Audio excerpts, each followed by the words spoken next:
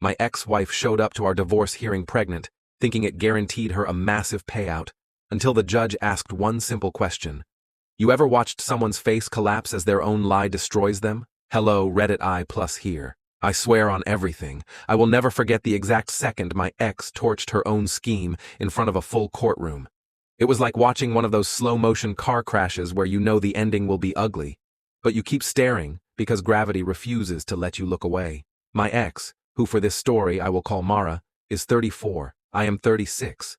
We were married for 5 years, which was about 5 years too long considering the way things ended. For 12 months, she had dragged our divorce through every delay imaginable. Lost forms, disappearing signatures, sudden panic attacks that always seemed to happen 10 minutes before a hearing, last-minute hospital visits for stress-related issues that magically cleared up the moment the court date had passed. She had a trick for every situation.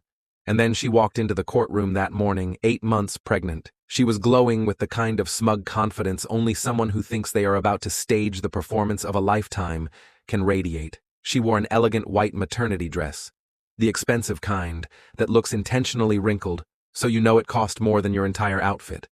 Her hand rested dramatically on her stomach. Her lawyer hovered nearby like a stage manager. Her mother followed behind her whispering things like, "Stay calm, sweetie. You deserve justice." She wanted an audience. The judge, the clerks, the attorneys, the strangers waiting for their cases. Everyone. What she did not want was the question that eventually destroyed her. To understand how she blew herself up, you need to know something she conveniently forgot. 6 months earlier, we had one of those arguments where two stubborn people lose all common sense. We yelled. She threw a book. I grabbed my keys to leave because I knew the conversation was about to go full nuclear. Instead of calming down, she called the police and said I had threatened her. Total fabrication. But she did not stop there. The next morning, she stood in front of a judge fake crying so hard, she hiccuped. She said she feared for her life. She said I needed to be legally kept away from her before I snapped. She got a restraining order immediately. 500 feet of mandatory distance between us. No contact at all. Not even a harmless text about the bills. My lawyer told me to let it go. Fighting it would take months and make everything worse. So I obeyed it perfectly. I avoided her like she carried the plague. I had timestamps, receipts, GPS records, even security footage placing me miles away anytime she tried to suggest I had broken the order. What she ignored was the most basic part of how restraining orders work. Everything gets documented. Every violation, every contact, every approach. It creates a long, tidy paper trail that courts can pull up with 2 clicks. And that is where her grand plan detonated. Back to the courtroom. The moment she took her seat, the entire room collectively understood what she was trying to do. Her lawyer began whispering about emotional distress and financial security. Her mother dabbed at her eyes. Mara started rubbing her stomach like the baby inside was giving a speech. I could almost hear her inner monologue. Look at me, poor abandoned pregnant woman. Surely the judge will tear up that prenup now. Then the judge, a woman in her 50s with reading glasses halfway down her nose, flipped through the documents and asked in the most casual voice ever, "Ms. Harlow, your filing says you conceived this child 4 months ago. Is that correct?" Mara nodded with the confidence of a person who thinks they have rehearsed every detail. "Yes, Your Honor." The judge nodded once, still scanning the file. "And the restraining order you requested against your husband is still active, correct?" Another confident yes. The judge closed the folder.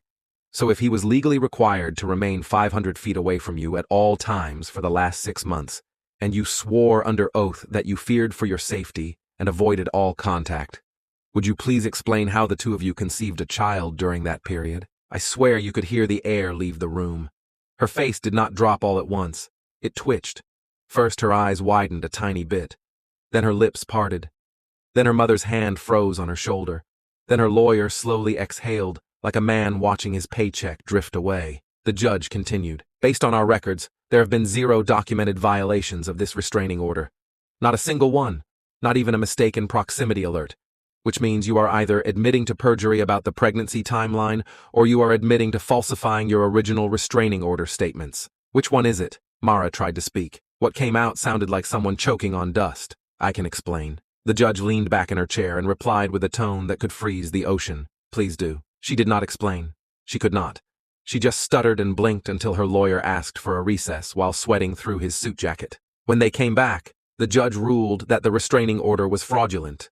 The pregnancy had no legal connection to me, and the prenup remained untouched. She even referred Mara for investigation regarding false reports during the original incident. I walked out free.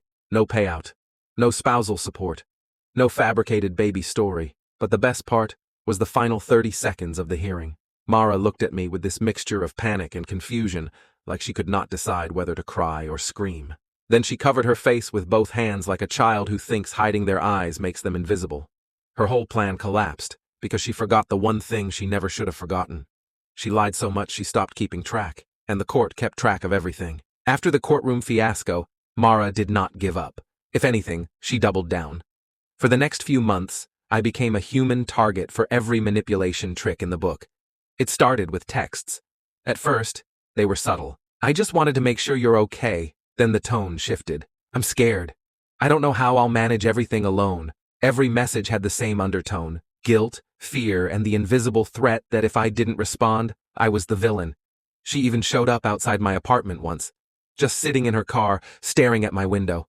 When I stepped outside, she looked shocked, like it was my fault for existing. My lawyer advised me not to respond, and I obeyed. I did not open the door. I did not answer her calls. I did not engage in any way. Next came the legal angle. Mara filed for child support, claiming the baby was mine, hoping the courts would force me into her trap. I didn't contest her at first because I knew the truth would come out. We went through DNA tests. Of course, the results were definitive, not mine. She tried to argue with the lab's findings, her own lawyer shaking their head, but the court wasn't buying it. Emails, letters, even mutual friends were turned into messengers. Each attempt at guilt-tripping, pleading, or framing herself as a victim failed spectacularly. Every time she tried to tug at some emotional thread, I reminded myself of the courtroom moment. That frozen look on her face when her own lies backfired. I refused to give her that power again. She even attempted chance encounters at local cafes or grocery stores, smiling too brightly, placing herself in my peripheral vision. I walked away. Literally. I avoided eye contact, took different aisles, left the store entirely if necessary. I stopped giving her any scraps of my attention, and she had nothing left to manipulate. Months went by. Slowly, the harassment tapered because she realized that nothing, no tearful text, no legal loophole, no forced encounter, could drag me back into her chaos. By the time the dust settled, I had rebuilt a life entirely separate from hers. Peaceful mornings, quiet weekends, and boundaries I refused to compromise. Eventually, I stopped thinking about Mara entirely, not because I didn't remember her, but because I finally understood something important. Walking away is not weakness. It is clarity. I had no responsibility for the story she wanted to write about me. Her failures were hers alone.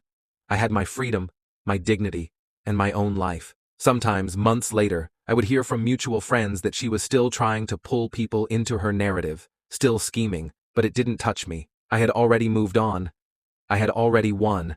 And the only audience that mattered now was me. The final lesson? Lies can give someone a temporary stage, but truth always writes the ending.